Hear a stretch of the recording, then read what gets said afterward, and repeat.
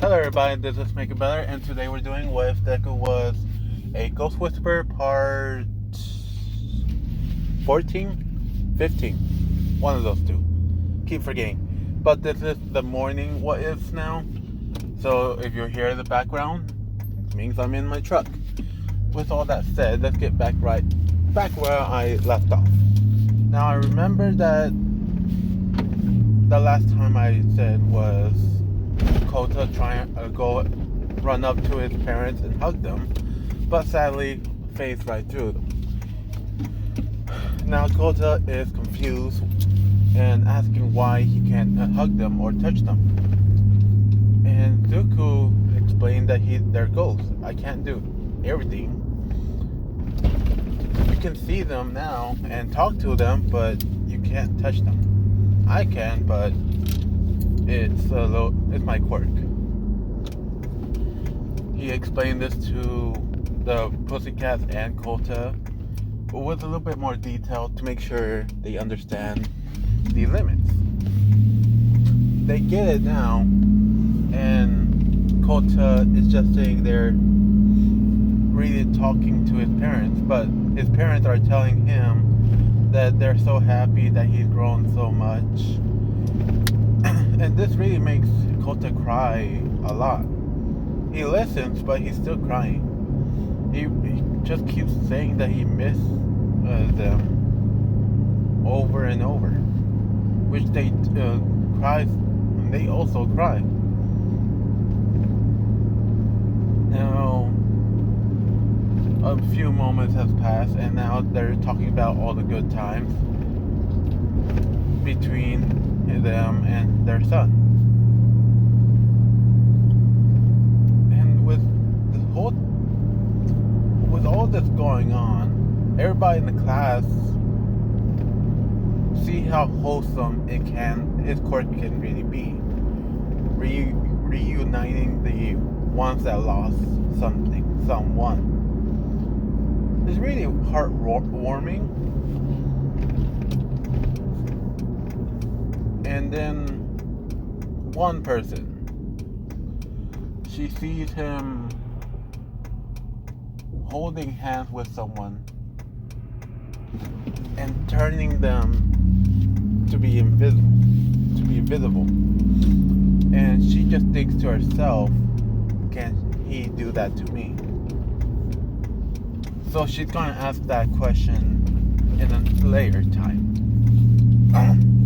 Sorry. But they all go to the hall and start eating. Zuko is still there, but he kind of let go, and they disappeared.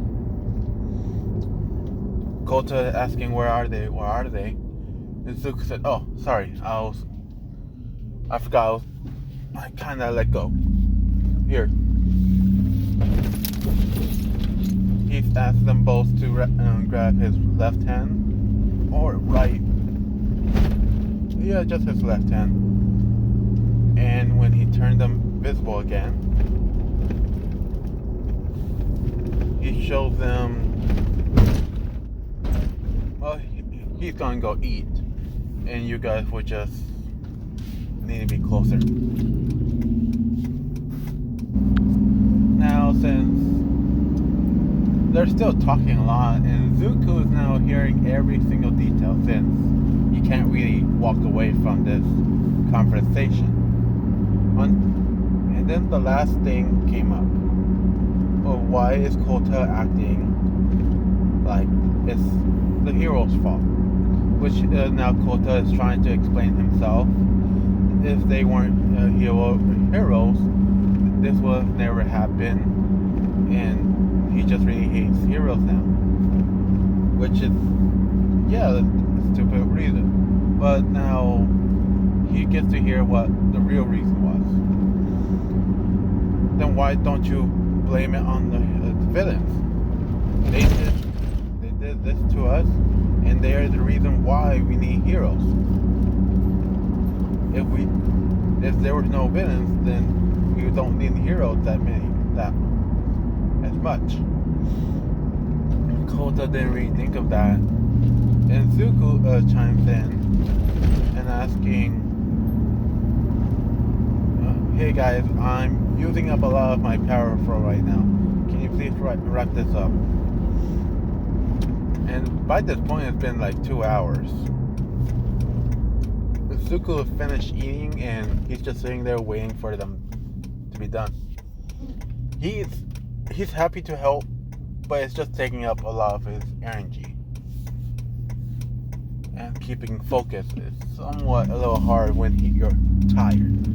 After a whole lot of training in the first 3 hours. So they're kind of understanding and want to keep going, but they don't know how to. Zuko, I know how to do something. I know something else. It's gonna take a lot of energy, so you have to choose one of you.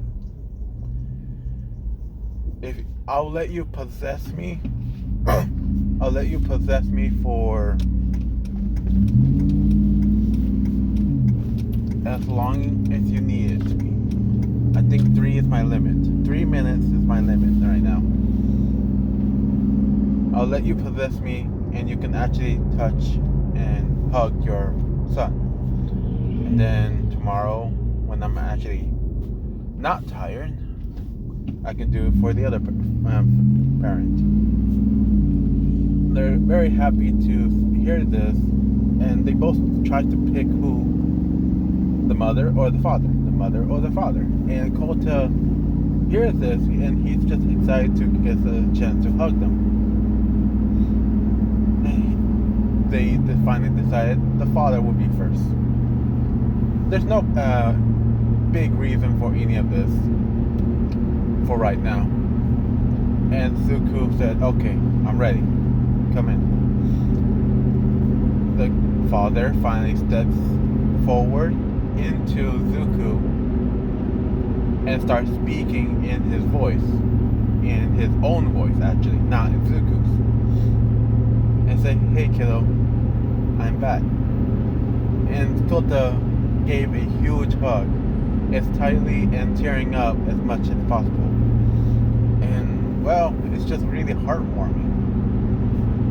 For 2 minutes of the hugging, the father finally turns his head away and talked to Mandalay, or the one that was taking care of Kota, and says thank you to her and giving her a handshake. Which she's also crying since it was a little tough for her to be suddenly a mother figure and a father figure.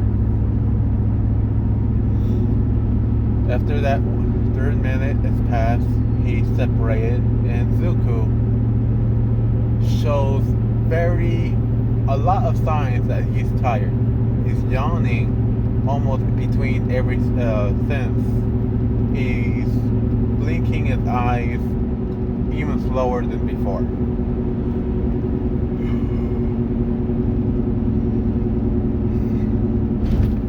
And he just tells them, okay guys, but I had to go.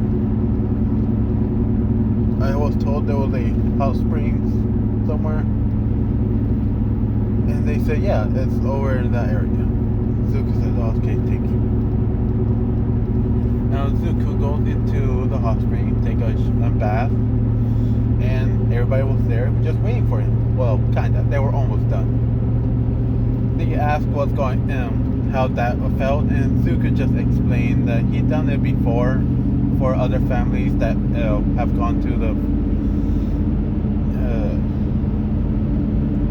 funerals and grave sites. He doesn't really say why he's there, but he just say he likes being around there, and explained that he done it for them, but that was the first time after training and after this whole day of using up my quirk. It really took a lot out of me. And well, the bath now Manila is trying to climb up the wall. Not happening. Zuko is getting tired of his shit so often, so he actually threw a energy blast over to Manila, almost cutting off his head, but only cutting off the ball cells on top of it, and it regrew. He looks towards Zuko, and with a very questioning look, said, "Why? Don't you want to see what they look like?" And Zuko said, "It's not that. I don't want to deal with you anymore. I'm very tired. I don't want to be up even later because of you. So you have two options. One, you go up there and look. And when you get hurt by all the girls, I'll be next. And trust me, you have no idea what I can do. And two, you stay down here at all times. Nothing will happen to you, but the girls will still hate you. What is your choice?" And Manila sadly chose the wrong one. And he didn't say a word. Zuko warned the girls that he's going over. Well, the girls were hearing all this. They immediately left for him, because of him. Zuko yelled long enough for the girls to understand what he means. So when Manila finally gets over the wall and said, "Sweet, sweet glory," of all the girls' names and their bodies, he's very disappointed that he did not see anybody. No one was there. And he knows that the girls were here, and when he looks to the right where the doors were supposed to be closed, they were open, and see that some of the girls already have their clothes on.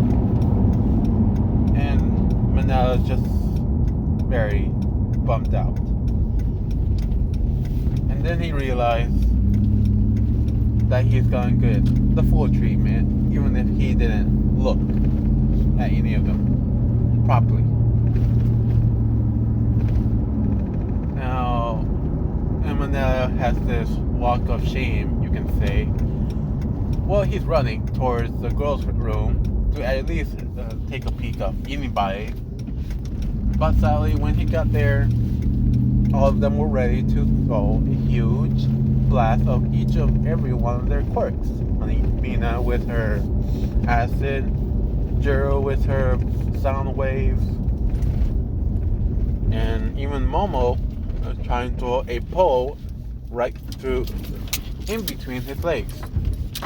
She missed, of course, because he's a small kid. And dang it. He dodged well until he slipped on some soap, which made him to fall, get hurt, and that gave the option or window to actually attack him. I'm really close to my work. I'm getting everything ready.